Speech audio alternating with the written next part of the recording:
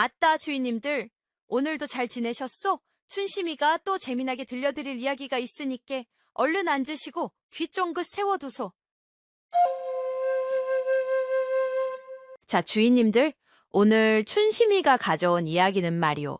팔다리 멀쩡하고 나이도 젊은 놈이 일하기는 죽기보다 싫어하고 그저 감나무 밑에 누워서 감 떨어지기만 기다리는 그런 게으름뱅이 총각에 대한 사연이랍니다. 아이고, 듣기만 해도 속 터지지요? 그런데 이 양반이 글쎄 우연히 주운 꽃씨 덕분에 하루아침에 팔자가 뒤바뀌었다지 뭐요? 과연 이 게으름뱅이 총각이 어떻게 복을 받았고 또 그 복을 어찌 걷어차서 큰 코 다치게 되는지 춘심이 이야기 속으로 한번 퐁당 빠져보시지요. 옛날 옛적 어느 산골짜기 마을에 억수라는 총각이 살고 있었답니다. 아이고, 이름 한번 거창하지요? 만수무강하고 억만금을 벌라는 뜻으로 부모가 지어준 이름일 터인데 얄궂게도 이 억수 총각의 삶은 이름과는 영 딴판이었답니다. 그는 온 동네에서도 둘째가라면 서러울 아주 소문난 게으름뱅이였지요. 억수는 일을 하는 것을 죽기보다 싫어했습니다. 다른 사람들이 새벽같이 일어나 밭으로 나갈 때 그는 이불 속에서 꼼짝도 하지 않았습니다. 해가 중천에 떠서야 어슬렁어슬렁 일어나 멀건 죽 한 그릇으로 겨우 아침 겸 점심을 때우고는 마을 어귀 커다란 느티나무 그늘 밑에 들어눕는 것이 그의 하루 일과의 시작이자 끝이었습니다. 그는 거기 누워서 지나가는 구름이나 세고 개미들 싸움 구경이나 하다가 해가 지면 다시 집으로 돌아와 잠을 청하는 그런 삶을 살았지요. 집안 꼴은 말이 아니었습니다. 부모님이 물려주신 초가집은 돌보는 이가 없으니 지붕의 이형은 썩어가고 벽은 허물어져 황소바람이 숭숭 드나들었습니다. 쌀독은 바닥을 보인 지 오래였고 마당에는 잡초만 허리 높이까지 자라 뱀이라도 나올 것 같은 으스스한 분위기를 풍겼지요. 마을 사람들은 그런 억수를 보고 혀를 끌끌 찼습니다. 아이고, 저 억수놈 좀 보소. 젊은 놈이 저리 게을러서야 밥은 먹고 다니는지 모르겠네. 쯧쯧, 부모님이 불쌍하지 저런 놈 낳고 속 편히 눈이나 감으셨을꼬. 저러다 조만간 굶어 죽거나 아니면 겨울에 얼어 죽거나 둘 중 하나일게야. 사람들은 그를 손가락질하고 비웃었지만 억수는 눈 하나 깜짝하지 않았습니다. 오히려 그는 아주 태평했지요. 흥, 일한다고 부자 되나? 내 복이 닿으면 언젠가 하늘에서 금덩이라도 뚝 떨어지거나 땅에서 산삼이라도 쑥 솟아나겠지. 그는 이런 허황된 꿈만 꾸며 오늘도 내일도 그저 빈둥거리며 세월을 보냈습니다. 어떤 날은 마을 잔치가 열려도 그는 일손 한번 거들 생각은 않고 뻔뻔하게 나타나 얻어먹기만 했습니다. 마음씨 좋은 아낙들이 억수야, 너도 이리 와서 일 좀 거들거라 하고 말하면 아이고, 허리가 아파서요. 배가 고파서 힘을 못 쓰겠소이다 하며 온갖 핑계를 대고는 막상 잔치상이 차려지면 누구보다 먼저 달려가 개걸스럽게 음식을 먹어치웠지요. 그러니 마을에서 그의 평판이 좋을 리가 있겠소이까? 그렇게 억수는 아무런 희망도 노력도 없이 그저 하루하루를 무기력하게 흘려보내고 있었습니다. 그에게 미래란 그저 또 다른 배고픔과 게으름의 연속일 뿐이었지요. 하지만 하늘은 때로 가장 어리석은 자에게 가장 기이한 기회를 주기도 하는 법. 곧 이 게으름뱅이 총각의 인생을 송두리째 뒤바꿔 놓을 아주 신비한 일이 벌어지게 된답니다. 그렇게 빈둥거리며 세월을 보내던 억수에게도 정말 굶어 죽겠다 싶은 날이 찾아왔습니다. 며칠 동안 아무것도 입에 대지 못했더니 배는 등가죽에 달라붙고 눈앞이 핑 돌았지요. 느티나무 그늘 밑에 누워있을 기운조차 없었습니다. 아이고, 배고파 죽겠네. 이러다 정말 저승사자를 만나게 생겼구나. 억수는 굶주림에 못 이겨 난생 처음으로 제 발로 무언가를 찾아 나서기로 했습니다. 그는 도토리나 버섯이라도 주워볼 요량으로 비틀거리며 마을 뒷산으로 향했지요. 산을 오르는 것은 그에게 너무나 힘든 일이었습니다. 몇 걸음 못 가 숨이 턱까지 차올랐고 다리는 후들거렸지요. 에잉, 괜히 올라왔나. 그냥 누워있을걸. 후회가 밀려왔지만 꼬르륵거리는 배는 그를 재촉했습니다. 한참을 그렇게 헤매던 중 억수는 아주 오래되고 낡은 산신각터 근처에 다다랐습니다. 지금은 아무도 찾지 않아 거의 폐허처럼 변해 있었지만 예전에는 마을 사람들이 정성껏 재를 올리던 신성한 곳이었지요. 억수는 지친 몸을 잠시 쉬려고 산신각터 옆 너럭바위에 털썩 주저앉았습니다. 바로 그때였습니다. 그의 눈에 무언가 반짝이는 물건 하나가 들어왔지요. 낡은 제기 더미와 마른 나무십들 사이에 손바닥만 한 작은 비단 주머니 하나가 떨어져 있는 것이 아니겠소? 그 주머니는 아주 고운 오색실로 수가 놓여 있었고 햇빛을 받아 영롱하게 빛나고 있었습니다. 오호, 이게 웬 떡이냐? 억수는 횡재라도 한 듯 냉큼 주머니를 주워 들었습니다. 혹시 안에 엽전이라도 들어있는 거 아니야? 그는 두근거리는 마음으로 주머니를 열어보았지요. 하지만 아쉽게도 주머니 안에는 돈 대신 아주 작고 예쁜 꽃이 7알이 전부였습니다. 그 꽃이들은 보통 씨앗이 아니었지요.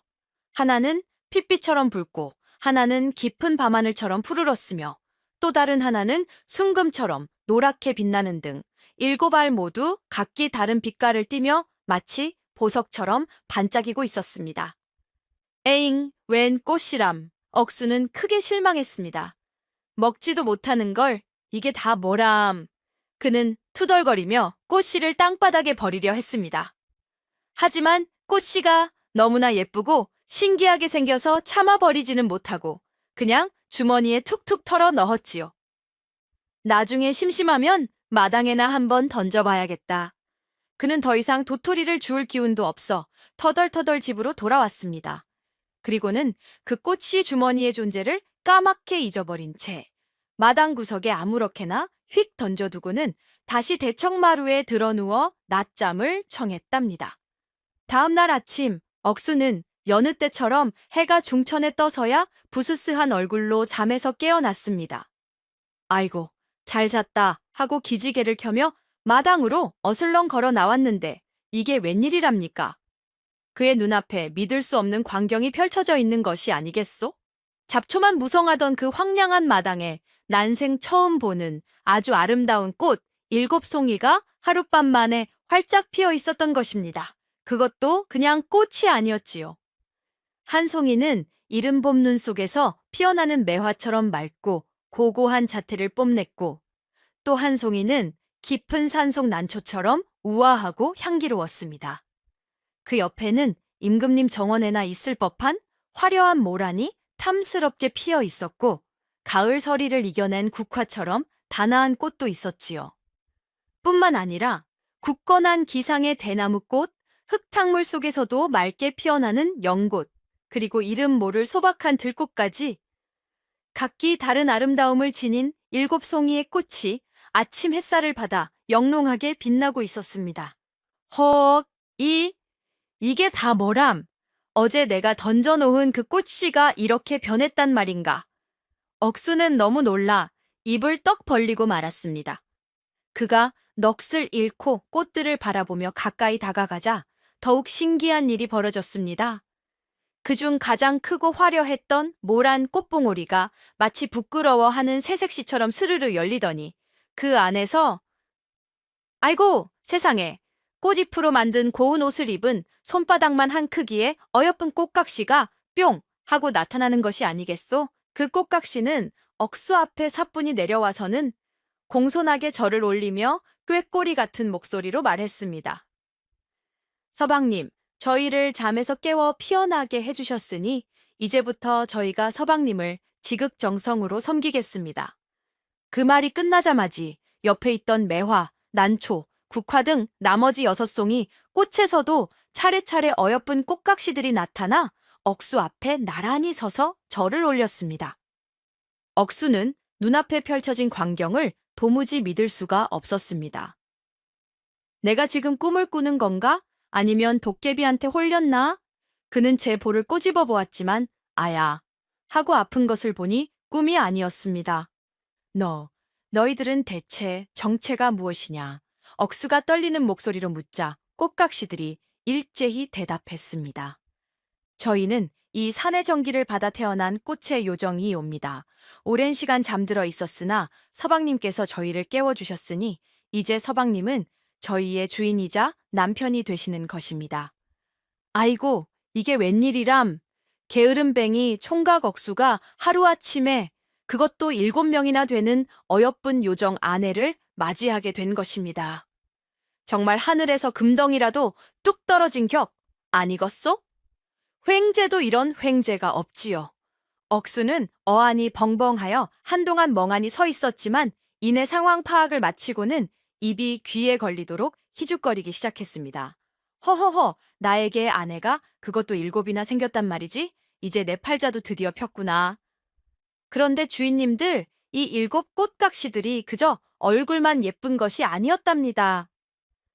각자 자신이 피어난 꽃의 특성에 맞는 아주 놀라운 재주들을 하나씩 가지고 있었거든요. 가장 먼저 억수를 깨운 모란각시는 손재주가 신묘하여 눈 깜짝할 사이에 거미줄과 이슬을 모아 아주 화려하고 부드러운 비단옷을 뚝딱 만들어냈습니다. 그 솜씨가 한양 최고의 침선비도 울고 갈 정도였지요. 겨울 눈을 뚫고 피어나는 매화각시는 성품이 아주 부지런하고 깔끔했습니다. 그녀가 작은 손으로 한번 휙 휘젓기만 하면 먼지가 수북했던 방, 아니 순식간에 반짝반짝 윤이 나고 잡초만 무성하던 마당이 깨끗하게 정리되었습니다. 향기로운 난초각시는 요리의 명인이었습니다. 그녀가 숲에서 주워온 버섯과 산나물, 그리고 아침 이슬 몇 방울로 음식을 만들면 그 맛과 향이 임금님 수라상 부럽지 않을 정도였지요. 억수는 난생 처음 먹어보는 산해진미의 넋을 잃을 지경이었습니다. 가을 서리를 이겨내는 국화각시는 약초에 대한 지식이 해박했습니다. 그녀는 웬만한 병은 숲의 풀뿌리나 꽃잎만으로도 씻은 듯이 낫게 하는 신통한 재주를 가졌지요. 굳건한 대나무 각시는 힘이 장사였고 튼튼한 물건을 만드는데 일가견이 있었습니다. 썩어가던 기둥을 새 것처럼 튼튼하게 고치고 삐걱거리던 의자나 상도 그녀의 손만 닿으면 아주 견고하고 쓸만한 가구로 변신했지요.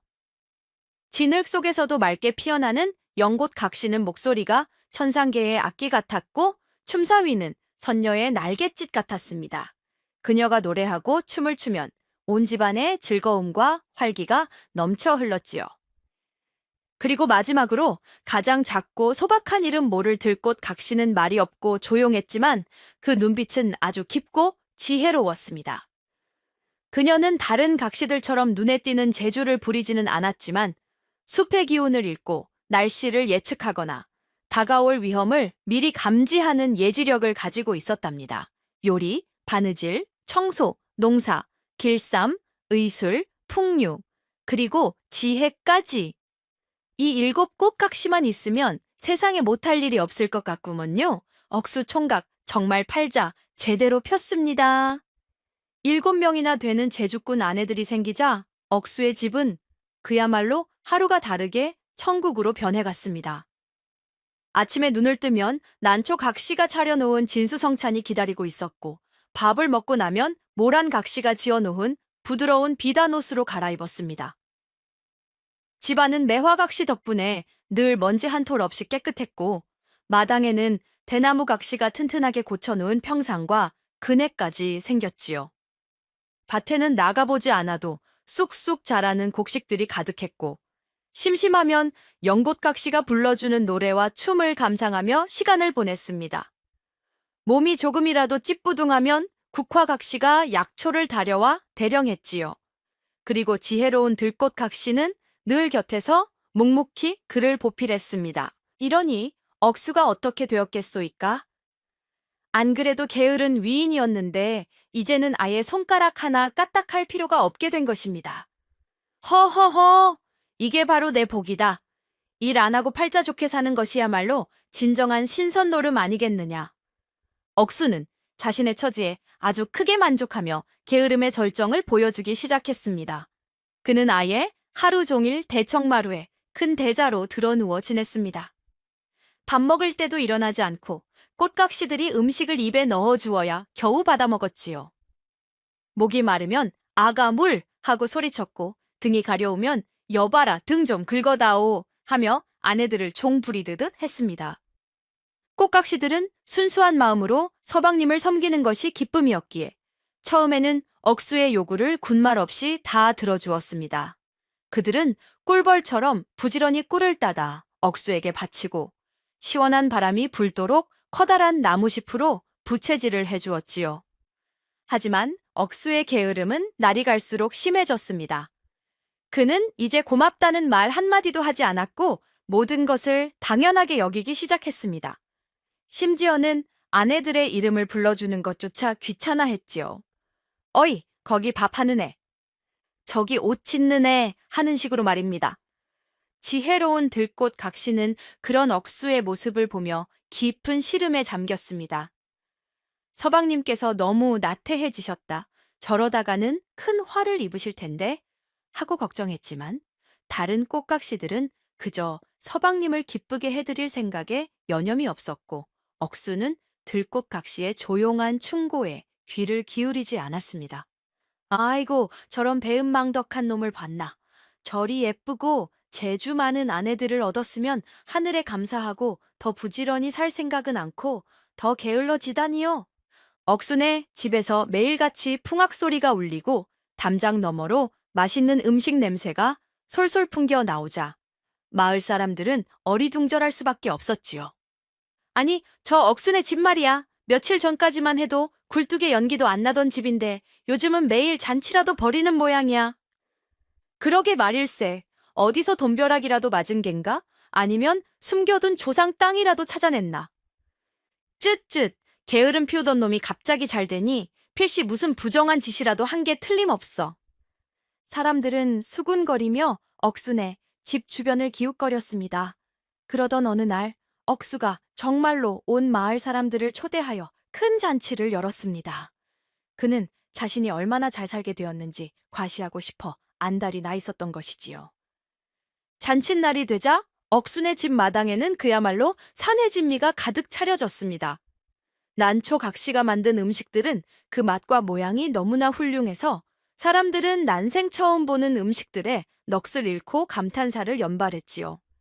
연꽃각시는 아름다운 춤과 노래로 잔치에 흥을 돋우었고 집안은 모란 각시가 짠 화려한 비단으로 장식되어 눈이 부실 지경이었습니다. 억수는 가장 좋은 비단옷을 차려입고 대청마루에 거만하게 앉아 찾아온 손님들에게 술을 따르게 하며 으스댔습니다. 허허허, 다들 많이들 드시게. 이제 우리 집에는 먹을 것이 썩어 넘쳐나니 걱정들 말라고. 마을 사람들은 그 화려한 잔치와 맛있는 음식에 정신이 팔려 억수가 어떻게 부자가 되었는지 캐물을 생각도 못했습니다. 그저 아이고, 억수 총각 정말 용됐구먼. 이제 우리 마을에서 제일 가는 부자일세 하며 아첨하기 바빴지요. 억수는 그런 사람들의 반응에 어깨가 으쓱해져서는 더욱 거만하게 굴었습니다. 그렇게 며칠 동안 이어진 잔치 덕분에 게으름뱅이 억수가 하루아침에 벼락부자가 되었다는 소문은 온 고을에 파다하게 퍼져나갔습니다. 사람들은 그를 부러워하기도 하고 시기하기도 했으며 그가 부자가 된 비밀에 대해 온갖 추측들을 내놓았지요. 하지만 잔칫날은 언젠가 끝나는 법이고 너무 과한 자랑은 화를 부르는 법 아니겠소이까? 마을에서 제일 가는 부자이자 인색하고 탐욕스럽기로 소문난 최부자는 억수가 벌인 요란한 잔치를 아주 못마땅한 눈으로 지켜보고 있었습니다. 저 게으름뱅이 놈이 대체 어디서 저런 돈이 났단 말인가? 내가 이 마을 최고의 부자여야 하는데 감히 저런 근본 없는 놈이 나보다 더한 호사를 누려? 최 부자는 억수에 대한 시기심과 질투심에 배가 아파 견딜 수가 없었습니다. 그는 평생 남을 등쳐먹고 재산을 긁어 모아 지금의 부를 이룬 자였기에 남이 잘 되는 꼴은 절대 눈뜨고 보지 못하는 위인이었지요. 특히 자신보다 더 부자인 것처럼 행세하는 것은 절대 용납할 수 없었습니다. 저놈에게는 필시 무슨 비밀이 있을 것이다. 그냥 두었다가는 내 자리를 위협할지도 몰라. 어떻게든 저놈의 비밀을 알아내서 그 복을 내가 통째로 가로채야겠다. 최 부자의 탐욕스러운 머릿속은 온통 억수의 재산을 빼앗을 궁리로 가득 찼습니다. 그는 당장 자신의 수하들을 시켜 억순의 집을 밤낮으로 감시하게 했습니다. 그리고 자신도 밤이 되면 검은 옷으로 갈아입고 살금살금 억순의 집 담벼락 밑에 숨어 집안의 동태를 엿보기 시작했지요. 며칠 동안 잠복하며 지켜보았지만 이상한 점은 한두 가지가 아니었습니다. 억순의 집에는 분명 억수 혼자 사는 것으로 아는데 안에서는 늘 여러 여인들의 웃음소리와 노랫소리가 들려왔습니다. 그리고 밥 짓는 연기는 하루 종일 피어오르고 밤늦도록 배 짜는 소리가 들려왔지요. 하지만 막상 마당을 들여다보면 억수 외에는 아무도 보이지 않았습니다. 허참, 기이한 일이로다. 저놈이 집안에 여럿을 숨겨두고 사는 갠가? 아니면 도깨비라도 부리는 갠가? 최 부자의 의심은 점점 더 커져만 갔습니다. 그는 억수에게 무언가 아주 특별하고 신비한 비밀이 숨겨져 있음을 직감하고 그 비밀을 캐내기 위해 더욱 집요하게 억순의 집을 감시하기 시작했지요. 최 부자는 포기하지 않고 며칠 밤낮을 더 억순의 집 담벼락에 숨어 기회를 엿보았습니다. 그러던 어느 달 밝은 밤, 마침내 그는 믿을 수 없는 충격적인 광경을 목격하게 되었지요. 그날 밤 억수는 대청마루에 술상을 차려놓고 거나하게 취해 있었습니다. 허허허, 좋다. 아내들도 일이 많고 풍류도 좋으니 내가 임금이라도 된 기분이로구나. 그때 억수의 주위로 아주 작은 반딧불 같은 것들이 날아다니더니 이내 손바닥만한 크기의 어여쁜 꽃각시 7이 뿅 하고 나타나는 것이 아니겠소? 최 부자는 너무 놀라 숨을 멈췄습니다. 꽃각시들은 억수 주변을 맴돌며 춤을 추고 노래를 부르며 시중을 들었습니다. 그리고 날이 깊어 억수가 술에 취해 잠이 들자 꽃각시들은 서로에게 인사를 나누더니 하나둘씩 마당에 피어있는 아름다운 7송이 꽃 속으로 스르르 사라져 들어가는 것이었습니다. 그들이 사라지자 집안을 가득 채웠던 활기와 생기도 함께 사라지고 집은 다시 고요한 정적에 휩싸였지요. 헉! 저것은? 최 부자는 자신의 눈을 의심했습니다. 저 계집들은 사람이 아니라 꽃의 요정이었던 것입니다. 그리고 모든 비밀은 바로 저 신비한 7송이 꽃에 있었던 것이지요. 옳거니 저 요망한 꽃들만 내 손에 넣으면 되는구나. 최 부자의 눈이 탐욕으로 번뜩였습니다. 저 꽃들만 내 집 마당에 옮겨 심으면 저 모든 제주꾼 요정들이 내 아내가 되는 것이 아닌가. 그러면 나는 한양 최고의 부자가 될 수 있을 게다. 최 부자는 억수에게서 그 복을 통째로 훔쳐올 아주 기막힌 계획을 세웠습니다. 그는 당장 자신의 집으로 돌아가 힘께나 쓰는 하수인들을 불러 모으기 시작했지요. 그의 목표는 단 하나, 억수가 잠든 틈을 타 저 신비한 꽃 7송이를 뿌리째 파내어 자신의 집으로 가져오는 것이었습니다. 아이고, 비밀이 탄로나고야 말았구먼요. 저 악독한 최 부자가 이제 곧 억수의 행복을 뿌리째 뽑아가려 하고 있습니다. 과연 우리 억수는 이 위기를 알아챌 수 있을까요? 최 부자가 그렇게 음흉한 계획을 세우고 있을 무렵 억순의 집에서는 지혜로운 막내 들꽃 각시가 무언가 불길한 기운을 감지하고 있었습니다. 그녀는 다른 언니들처럼 화려한 재주를 부리지는 않았지만 숲의 기운을 읽고 다가올 위험을 미리 느끼는 예지력을 가지고 있었지요. 들꽃 각시는 며칠 전부터 집 주변을 맴도는 사악하고 탐욕스러운 기운을 느끼고는 안절부절 못했습니다. 그리고 마침내 초의 부자가 담벼락 너머에서 자신들을 엿보고 있다는 사실까지 알아차렸지요. 그날 밤 다른 꽃각시들이 모두 잠든 사이 들꽃각시는 잠든 억수를 조심스럽게 깨웠습니다. 서방님, 잠시 일어나 보십시오. 드릴 말씀이 있습니다. 술에 취해 곤히 잠들어 있던 억수는 귀찮다는 듯이 투덜거렸습니다. 왜 그러느냐? 이 밤중에? 나는 피곤하다. 서방님, 아주 중요한 일이옵니다. 들꽃 각시가 다급하게 말했습니다. 제가 며칠 전부터 아주 불길한 기운을 느끼고 있습니다. 오늘 밤, 저 욕심 많은 최 부자가 우리 집 담벼락에 숨어 우리의 비밀을 모두 엿보았습니다. 필시 우리의 보금자리인 이 꽃밭을 노리고 있을 것입니다. 이대로 안일하게 계시면 저희는 모두 뿌리째 뽑혀 낯선 곳으로 끌려가게 될 것입니다. 들꽃 각시는 아주 진지하고 절박한 목소리로 경고했습니다. 하지만 게으름에 빠져 모든 것을 당연하게 여기게 된 억수의 귀에 그 경고가 제대로 들렸을까요? 천만에요. 억수는 술기운에 반쯤 감긴 눈으로 하품이나 하며 대수롭지 않게 대답했습니다. 허허, 그게 무슨 걱정이냐? 억수가 혀 꼬부라진 소리로 말했습니다. 그까짓 늙은이가 감히 내 꽃밭을 어찌한단 말이냐?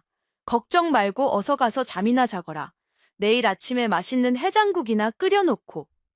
서방님, 제 말을 허투루 들으시면 아니, 되옵니다. 정말 큰일이 날 수 있습니다.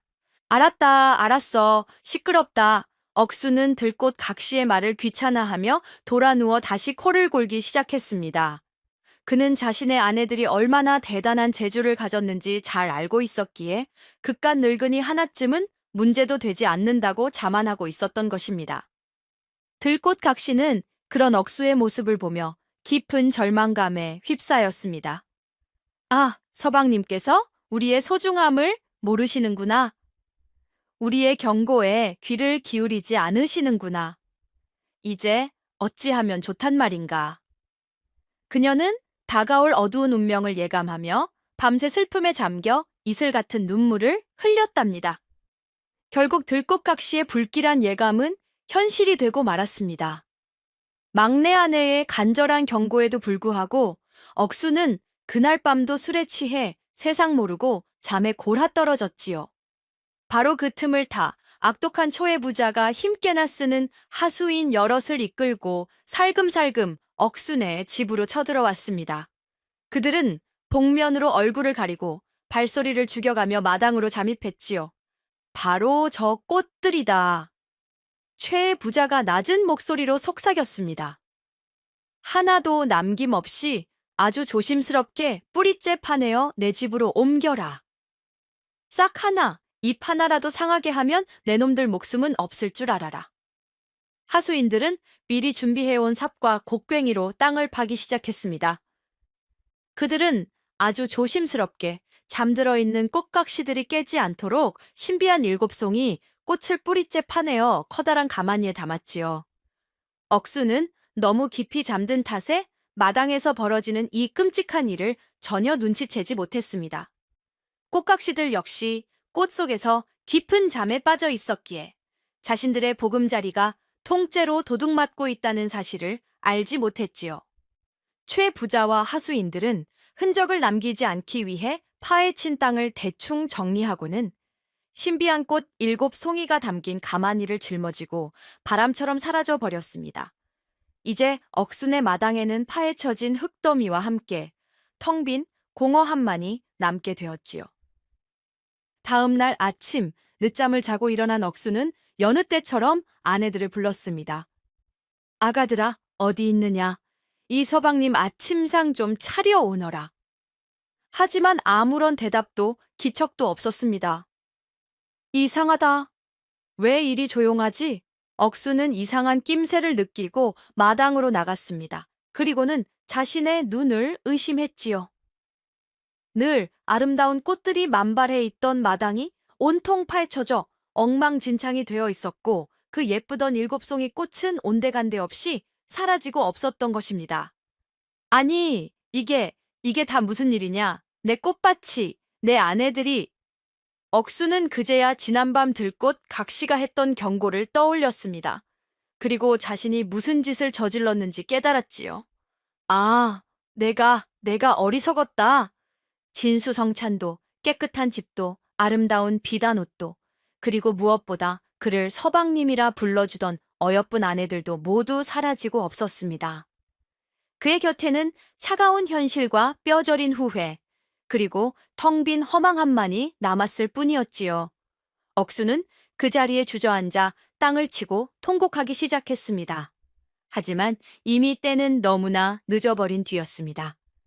모든 것을 잃고 텅 빈 마당에 주저앉은 억수는 그제야 자신이 얼마나 어리석고 한심한 놈이었는지를 뼈저리게 깨달았습니다. 그는 처음으로 뜨거운 후회의 눈물을 흘렸습니다. 내가 대체 무슨 짓을 한 거란 말인가?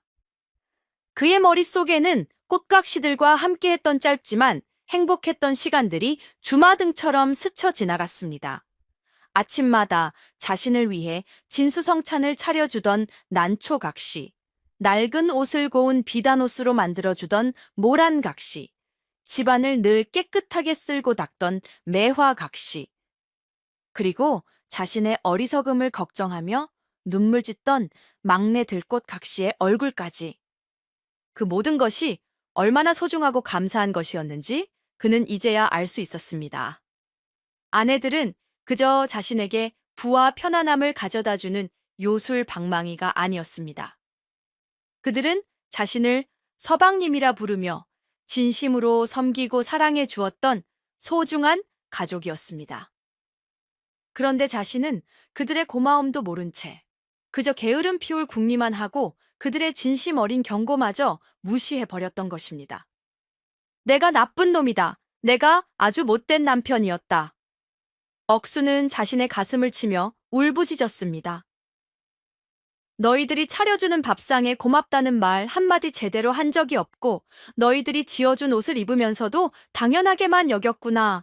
너희들의 걱정을 귀찮아하고 너희들의 사랑을 하찮게 여겼으니 내가 천벌을 받은 게야. 그는 며칠 밤낮을 식음을 전폐하고 눈물만 흘렸습니다. 예전에 그 거만하고 게으르던 모습은 온데간데 없었지요.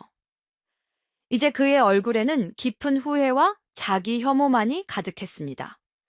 그렇게 며칠을 페인처럼 지내던 억수는 문득 이대로 주저앉아 있을 수만은 없다는 생각을 했습니다. 울고만 있는다고 내 아내들이 돌아오는 것은 아니다. 내가 저지른 잘못은 내가 수습해야 한다. 내 힘으로 아내들을 되찾아야 한다. 그는 난생 처음으로 자신의 힘으로 무언가를 해야겠다는 강한 결심을 하게 된 것입니다. 게으름뱅이 억수가 비로소 한 인간으로서, 한 남편으로서 다시 태어나는 순간이었지요. 그는 벌떡 자리에서 일어났습니다. 그리고는 헛간 구석에 처박아 두었던 낡은 지게와 도끼를 찾아들었습니다. 그의 눈빛은 더 이상 흐리멍덩하지 않았습니다. 아내들을 되찾고 자신의 어리석음을 만회하겠다는 굳은 결의로 이글이글 불타고 있었지요. 아내들을 되찾기로 굳게 결심한 억수였지만 막상 무엇부터 해야 할지 막막했습니다. 힘께나 쓰는 하수인들을 거느린 최부자를 당해낼 재간도 없었고 관아에 가서 하소연해봤자 꽃요정 아내를 도둑 맞았다는 그의 말을 믿어줄 리도 만무했으니까요. 고민에 빠진 억수는 무작정 산으로 향했습니다. 바로 그가 처음 신비한 꽃씨를 주었던 낡은 산신각 터였지요. 그는 그곳이라면 무언가 실마리를 찾을 수 있을지도 모른다고 생각했습니다. 억수는 산신각 터 앞에 무릎을 꿇고 간절히 빌기 시작했습니다. 산신령님, 제가 어리석었습니다. 제가 복에 겨워 아내들의 소중함을 모르고 저버렸습니다. 부디 한 번만 더 기회를 주십시오. 제 아내들을 되찾을 수 있도록 길을 열어주시옵소서. 그는 눈물 콧물을 쏟으며 진심으로 자신의 잘못을 뉘우쳤습니다. 그렇게 한참을 빌고 또 빌었을까요? 갑자기 주변에 짙은 안개가 피어오르더니 그의 앞에 백발의 산신령이 모습을 드러냈습니다. 바로 그에게 꽃씨를 선물했던 그 산신령이었지요. 산신령은 실망과 안타까움이 뒤섞인 표정으로 억수를 내려다보며 말했습니다. 어리석은 인간아, 내 너에게 과분한 복을 내려주었거늘 너는 그 복을 제 손으로 걷어차고 말았구나. 억수는 고개도 들지 못하고 죽을 죄를 지었습니다, 산신령님, 하며 빌기만 했습니다. 산신령은 깊은 한숨을 내쉬었습니다. 네가 받은 그 꽃각시들은 본래 나의 딸들이나 마찬가지다. 너의 순박함을 보고 잠시 너에게 맡겼던 것인데 네가 그 아이들의 진심을 몰라주고 함부로 대한 죄가 매우 크다. 하지만 산신령은 억수의 눈에서 진심 어린 후회의 눈물을 보았습니다. 허나 이제라도 네가 진심으로 뉘우치고 개과천선하려는 마음을 가졌으니 내 너에게 마지막 기회를 한번 주도록 하겠다. 억수의 얼굴에 희망의 빛이 스쳤습니다. 다만 이번에는 거저 얻을 수 없을 것이다. 산신령이 엄하게 말했습니다. 내 아내들을 되찾을 자격이 있는지 내 스스로의 힘으로 증명해 보여야 한다. 내가 너에게 3가지 어려운 과제를 낼 터이니 내 힘과 땀 그리고 지혜로 이 과제들을 모두 해결하도록 하여라. 그리하면 네 아내들을 되찾을 길을 열어주겠다. 산신령이 억수에게 내린 첫 번째 과제는 바로 이것이었습니다. 산신령은 억수를 깊은 계곡 앞으로 데려갔지요. 계곡은 아주 넓고 물살이 새서 건너기가 불가능해 보였습니다. 계곡 이편과 저편 사이에는 아주 낡고 썩은 새끼줄 하나가 위태롭게 걸려 있었지요. 보아라. 산신령이 말했습니다. 저 계곡 건너편 절벽에는 만병통치 효능이 있는 희귀한 약초가 자라고 있다. 내 첫 번째 과제는 저 썩어서 툭툭 끊어지는 새끼줄을 이용하여 강을 건너가 그 약초를 캐오는 것이다. 억수는 눈앞이 캄캄했습니다. 저 새끼줄은 사람이 매달리기는커녕 손으로 살짝만 잡아당겨도 툭 끊어질 것처럼 낡고 썩어 있었기 때문입니다. 산신령님, 이것은 불가능합니다. 이 줄로는 도저히 건널 수가 없습니다. 불가능은 없다. 네가 게으름 피우던 머리로 꾀를 내어 방법을 찾아보아라. 산신령은 그 말만 남기고 휙 사라져 버렸습니다. 억수는 만견자실하여 새끼줄 앞에 주저앉았습니다.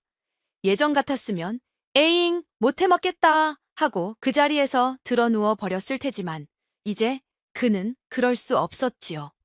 아내들을 되찾아야 한다는 절박함이 그를 움직였습니다.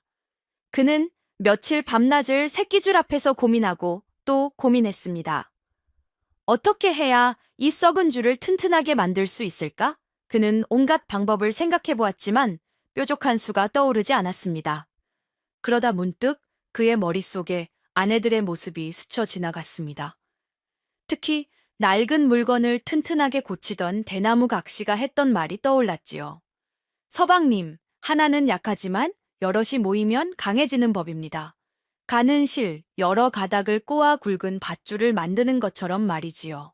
아, 그렇구나. 억수는 무릎을 탁 쳤습니다. 그는 당장 숲으로 달려가 질긴 칡덩굴과 억새풀들을 모으기 시작했습니다. 그리고는 밤을 새워가며 그것들을 엮어 새로운 새끼줄을 만들기 시작했지요. 손은 온통 물집투성이가 되고 허리는 끊어질 듯 아팠지만 그는 멈추지 않았습니다. 그는 자신이 만든 새끼줄을 기존의 썩은 새끼줄에 덧대어 여러 겹으로 꼬아 나갔습니다. 한 가닥은 약했지만 여러 가닥이 합쳐지니 점점 더 굵고 튼튼한 밧줄이 되어갔지요. 며칠 밤낮의 고된 노력 끝에 억수는 마침내 계곡을 건널 수 있을 만큼 튼튼한 밧줄을 완성했습니다. 그는 난생 처음으로 자신의 땀과 노력으로 무언가를 이루어낸 것입니다.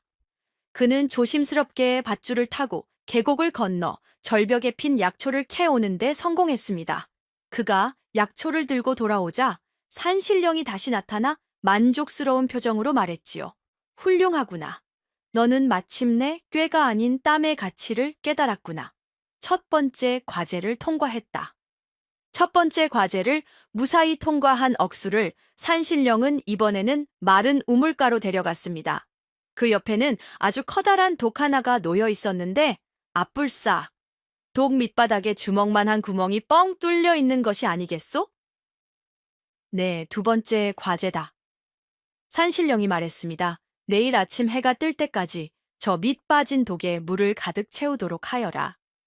이것 또한 불가능해 보이는 과제였습니다. 물을 아무리 부어봤자 구멍으로 다 새어나갈 것이 뻔했으니까요. 억수는 또다시 막막해졌습니다. 산신령님, 이것 또한 말도 안 되는 일입니다. 밑 빠진 독에 어찌 물을 채운단 말입니까? 길은 언제나 가까운 곳에 있는 법. 네가 안일하게 지내는 동안 보지 못했던 것들을 다시 한번 살펴보아라. 산신령은 또다시 알쏭달쏭한 말만 남기고 사라졌습니다. 억수는 한숨을 쉬며 독 앞에 주저앉았습니다.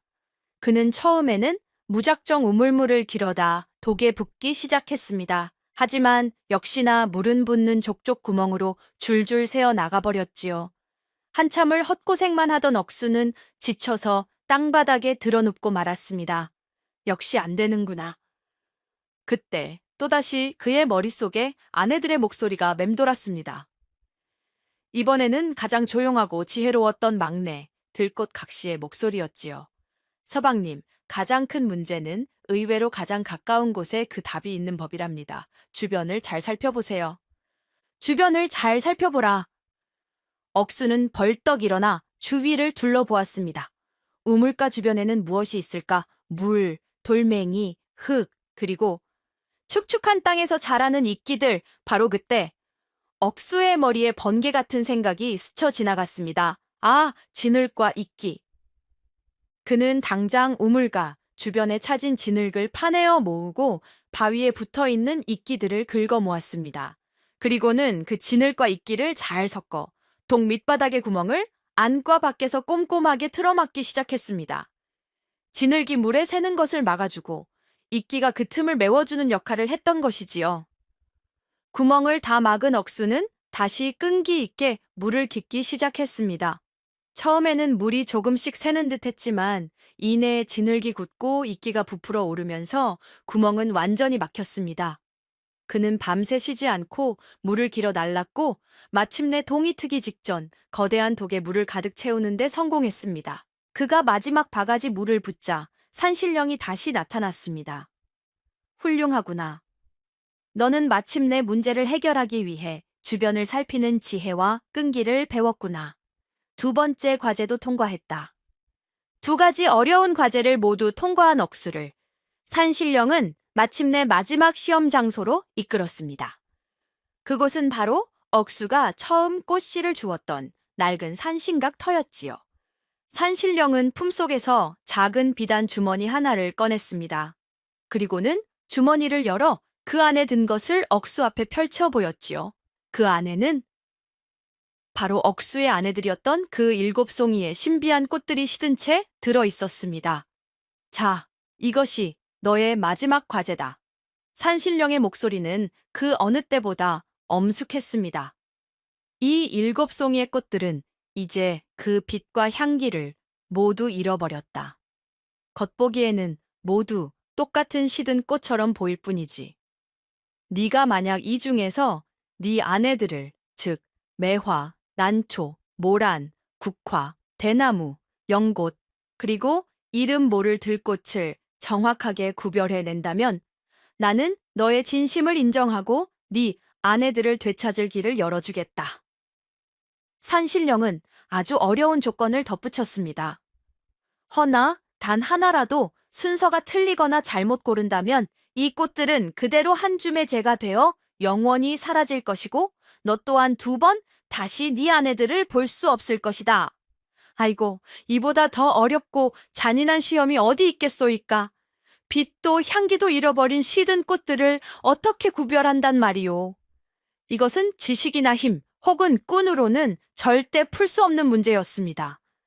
이것은 바로 억수가 아내들을 얼마나 진심으로 아끼고 사랑했는지, 그들의 본질을 얼마나 깊이 이해하고 있는지를 시험하는 진정한 사랑과 관심에 대한 마지막 관문이었던 것입니다. 억수는 눈앞이 캄캄했습니다. 시든 꽃들은 모두 비슷비슷해 보였고 아무리 눈을 씻고 찾아봐도 구별할 수가 없었지요. 그는 절망감에 주저앉을 뻔했지만 이내 마음을 다잡고 눈을 감았습니다. 그리고는 아내들과 함께했던 그 짧지만 행복했던 시간들을 하나하나 떠올리기 시작했습니다. 억수는 눈을 감고 온 정신을 집중했습니다. 그는 겉모습이 아닌 아내들과 함께하며 느꼈던 아주 사소하고도 소중한 기억들과 감각들을 필사적으로 떠올리려 애썼지요. 그래, 첫째 매화각시, 그녀는 늘 맑고 차가운 기운을 풍겼지. 마치 이른 봄 눈 속에서 피어나는 매화처럼. 억수는 떨리는 손으로 시든 꽃들 중 하나에 손을 대보았습니다. 그러자 신기하게도 그 꽃에서는 아주 희미하지만 서늘하고 맑은 기운이 느껴지는 듯 했습니다. 이것이 매화각시. 다음으로 그는 난초각시를 떠올렸습니다. 난초각시는 늘 그윽하고 우아한 향기를 지니고 있었어. 그녀가 만든 음식에서는 언제나 맑은 난초 향이 났지. 그는 또 다른 꽃에 코를 가까이 대고 깊이 숨을 들이마셨습니다. 그러자 시든 꽃잎 사이에서 아주 은은하고 기품 있는 향기가 느껴졌습니다. 이것은 난초각시. 그는 이런 식으로 아내 한 명 한 명과의 추억을 떠올리며 꽃들을 구별해 나가기 시작했습니다. 화려하고 풍성한 느낌의 모란각시, 단아하고 굳건한 기운의 국화각시, 곧고 청량한 느낌의 대나무각시, 맑고 깨끗한 물의 기운이 느껴지는 연꽃각시까지. 마지막으로 남은 것은 가장 작고 소박한 들꽃각시였습니다. 그녀는 특별한 향기도 화려한 모습도 없었지요. 억수는 잠시 망설였습니다. 하지만 이내 그가 힘들고 외로울 때 언제나 묵묵히 곁을 지켜주며 따뜻한 눈빛으로 바라봐 주던 그녀의 모습을 떠올렸습니다. 그는 마지막 남은 꽃을 조심스럽게 집어들고 가슴에 품었습니다. 그러자 마치 따뜻한 위로를 받는 듯한 포근한 기운이 느껴졌지요. 그래, 이것이 내 막내 들꽃각시다. 억수가 마침내 7송이 꽃을 모두 순서대로 구별해내자 산신령의 얼굴에 아주 만족스러운 미소가 떠올랐습니다. 훌륭하구나, 억수야. 너는 마침내 진정한 사랑이란 겉모습이 아닌 함께한 시간과 교감 속에 있다는 것을 깨달았구나. 너는 네 아내들을 되찾을 자격이 있다. 산신령이 그 말을 마치자 억수의 손에 들려있던 시든 꽃들이 일제히 눈부신 오색빛을 뿜어내며 다시 생기를 되찾기 시작했습니다. 억수가 산신령의 시험을 통과하고 있을 무렵 마을에서는 또 다른 기막힌 일이 벌어지고 있었답니다. 바로 억수의 꽃밭을 통째로 훔쳐간 욕심쟁이 최 부자에게 말이지요. 최 부자는 억순의 마당에서 파내온 신비한 꽃 7송이를 자신의 집 가장 좋은 양지 바른 곳에 고이 옮겨 심었습니다. 그리고는 매일 밤 꽃 속에서 어여쁜 꽃각시들이 나타나 자신을 위해 온갖 보물을 만들어주고 시중을 들어줄 것이라 기대하며 군침을 흘렸지요. 으하하하, 이제 저 요물들은 다 내 것이다. 나도 이제 손가락 하나 까딱 않고 부귀영화를 누리게 되겠구나. 하지만 세상 일이 어디 그리 호락호락하겠소이까? 꽃각시들은 진정한 주인이 아닌 최 부자의 말에 따를 리가 없었지요. 오히려 자신들을 억지로 가두고 윽박지르는 최 부자의 탐욕스러운 기운에 아름답던 꽃들은 하루가 다르게 시들시들 말라가기 시작했습니다. 꽃각시들은 더 이상 꽃 밖으로 나오지도 않았지요. 최 부자는 애가 탔습니다. 아니, 이 요망한 것들이 왜 내 말을 듣지 않는 게냐? 어서 나와 나를 위해 일하지 못할까? 그는 매일같이 꽃밭 앞에서 소리를 지르고 윽박질렀지만 소용없는 짓이었습니다.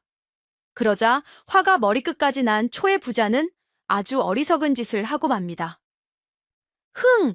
너희들이 내 말을 안 들어? 그렇다면 나도 아무것도 안 하겠다. 너희들이 다시 피어날 때까지 나도 손 하나 까딱 않고 버틸 테다. 그는 꽃밭 앞에 드러누워 떼를 쓰기 시작했지요. 그런데 바로 그 순간 시들어가던 꽃들에서 아주 기묘하고 나른한 기운이 뿜어져 나와 최 부자의 온몸을 휘가 맞습니다. 꽃각시들이 자신들을 괴롭히는 사악한 주인에게 내리는 벌이었습니다. 그 기운에 휩싸인 최 부자는 정말로 손가락 하나 까딱하기 싫어졌습니다. 밥 먹는 것도 물 마시는 것도 심지어는 숨 쉬는 것조차 귀찮아졌지요. 그는 자신의 산더미 같은 재산이 쌓여있는 방 안에 드러누워 아이고 귀찮아, 귀찮아 죽겠네 하는 말만 되풀이하다가 결국에는 며칠을 굶어 비참하게 굶어 죽고 말았다고 합니다. 남의 복을 훔쳐 게으름 피우려다 진짜 게으름뱅이가 되어 제 명을 재촉했으니 참으로 어리석고도 통쾌한 최후가 아닐 수 없소이다.